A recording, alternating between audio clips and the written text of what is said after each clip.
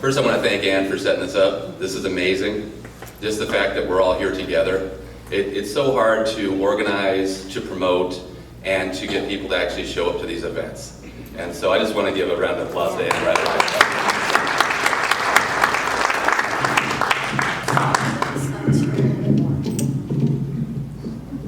Yeah, I'm just a little taller than Barbara. And also Barbara's an amazing candidate as well. So I really hope everyone put the pedal to the metal, and let's put Barbara into that position as well. But this is absolutely first woman. She needs to be there. So, but of course I need to spend some of this time talking about myself. So I'm Stephen Houlahan. I'm a registered nurse. I've been a registered nurse for near 25 years now. I'm a former Santee City Council member, for which I served for 4 years. I also ran for mayor, but not the mayor of San Diego. I ran for the mayor of Santee and narrowly lost, becoming the mayor of Santee, which was a shame. But it is a challenge to unseat an incumbent. And now I find myself once again running against an incumbent. And so in this particular election, I'm running against incumbent Darrell Issa.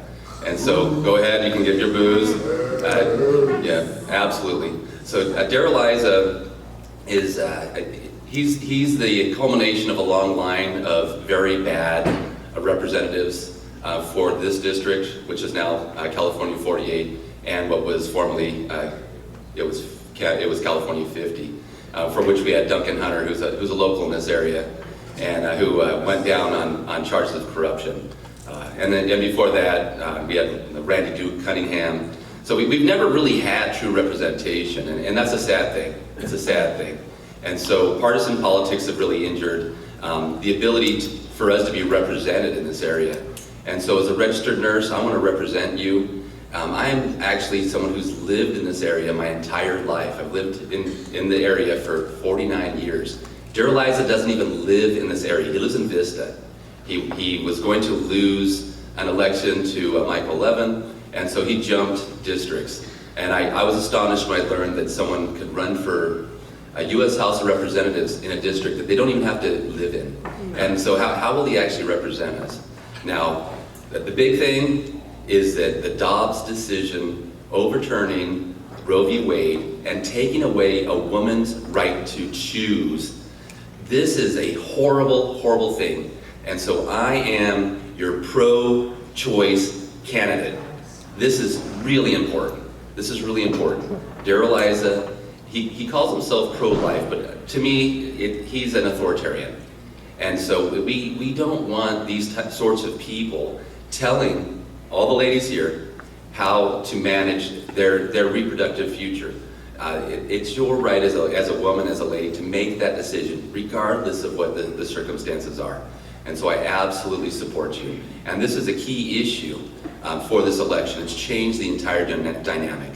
And so, and again, I'm a registered nurse. I've been a registered nurse for near 25 years. I've actually been there. I was there when my own child was born, who's now 12, who I love dearly. But I also was there when 9 other children were born. And so I really understand. I really understand this process. And it is a wonderful thing. However, there are times when a fetus may not be viable. And a woman and her doctor should make that decision, not a bureaucrat in Washington, D.C. So this is key. Thank you. Thank you. And ladies out there, you need to get fired up and you need to get the word out, because we don't want to roll things back 50 years. You know, this is 2022, not 1952. And so it's really, really important. So, but there's a lot of other stuff going on that's really important as well. We just had a number of wildfires in our state, and there was a wildfire not too long ago that almost came through and engulfed Alpine. We need to make sure that and we're in a terrible drought. We need money, federal dollars brought here, so that we can always be prepared in case of wildfire. We need water. We need to make sure that firefighters are paid appropriately. And so recently there was a bill to make sure that CAL FIRE firefighters were paid appropriately. And yet Darrell Issa voted against that. You need me there so I can vote for this, so we can make sure that our firefighters are paid appropriately. And also that we need to have all of the tools, whether it's helicopters, whether it's brush rigs, and I have actually a track record having worked with the Santee firefighter paramedics, for which I worked on what's called CSA 69, and made sure that the Santee firefighter paramedics were funded, equipped, and made sure that they were well paid. This is really important, especially looking at issues for this area, for people of Alpine. Climate change is real, folks. The climate is changing. And so even the Republicans are starting to wake up to the reality. And it is about fiscal responsibility. Because when your house burns down, that's not a good thing. You know, when the infrastructure is destroyed, when the roads are destroyed, when everything's destroyed in these fires, you know, it's not so easy just rebuilding. There's people whose houses burned years ago, and their houses are still, the land still lays fallow. And so it's incredibly important. Speaking of water, I'm a big proponent of what's called the Advanced Water Purification Program over at Santee Lakes. All of the water here in Alpine is going to be piped over the Santee Lakes, and the Advanced Water Purification System is going to go through, and it's going to clean the water. And a lot of people think, well, that sounds unsavory to them about recycled water. Believe it or not, all of your water is recycled. It came down the Colorado River, and it went to Las Vegas and all the cities in between. All water is recycled. And so we're going to recycle all of the water, all the wastewater, and it's going to be piped back to, it's actually come back out here to Lake Jennings to percolate down. It'll be perfectly clean. That's from federal money coming to the area. We need to do more of this. There's also the Pure Water Initiative through San Diego. We need to work together, and we need to make sure that all of the water is recycled, and we need to make sure that we have affordable water. Your water bill's probably gone up. Your water bill's gone up. I just got mine, it was $200. I have been doing everything I can to conserve water for years. There's only so much conservation that you can do. You can only squeeze so much blood out of a turnip. And so we're doing our part. And so we need people at the federal level to bring in federal dollars for the initiatives like advanced water purification, clean water, and also to expand our dams and reservoirs, so that when we do have these storms like what just came through, we need to capture that water. So we talked fire, we've talked water. What about inflation, right? Inflation is huge. It's biting everybody here. It's biting everybody here. And I'll give you a news flash. Biden didn't cause the inflation, but I'll give you another news flash. Trump didn't either. Inflation is about our supply line. It's about the laws of supply and demand. And I know about it because I may be a nurse. I have an MBA also. I didn't get to go to Harvard though, but I do have an MBA out of the University of San Diego, as well as a master's in healthcare systems administration as a nurse. And so I understand this. It's about supply and demand. And so with the COVID pandemic, the supply side ramped down. We were locked down. It takes a long time to ramp everything back up. And so this is a political play by people like Darrell Issa, like the Republicans, try to blame it on Biden. But again, it wasn't Biden nor Trump.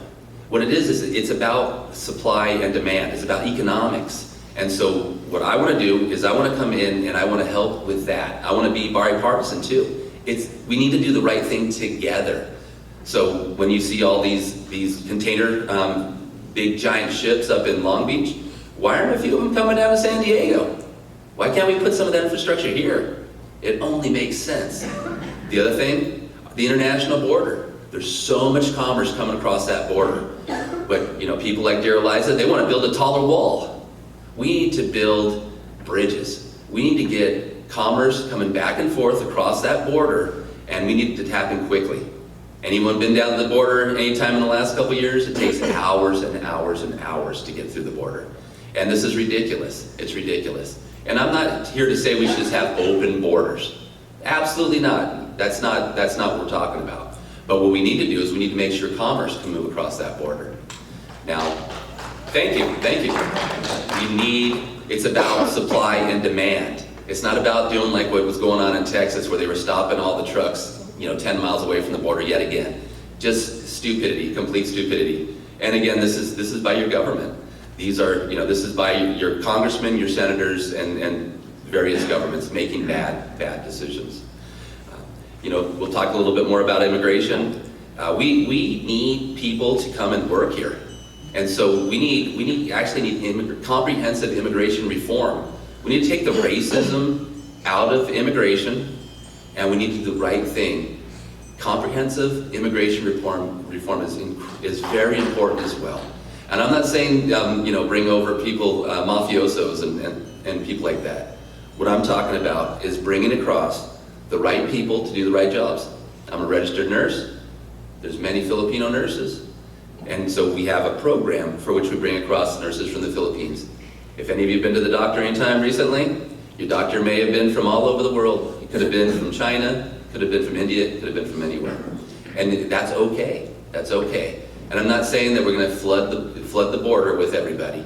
But I'm saying is we need workers. So again, we need the modernization of Farm Workers Act. It makes sense. It's fiscally responsible. We need to have a pathway to citizenship for critical workers. We need critical workers. We need nurses and doctors. And also, I'll end with this with DACA. When it comes to DACA, they're people that have been here their whole lives. So again, Stephen Houlahan, registered nurse, 25 years.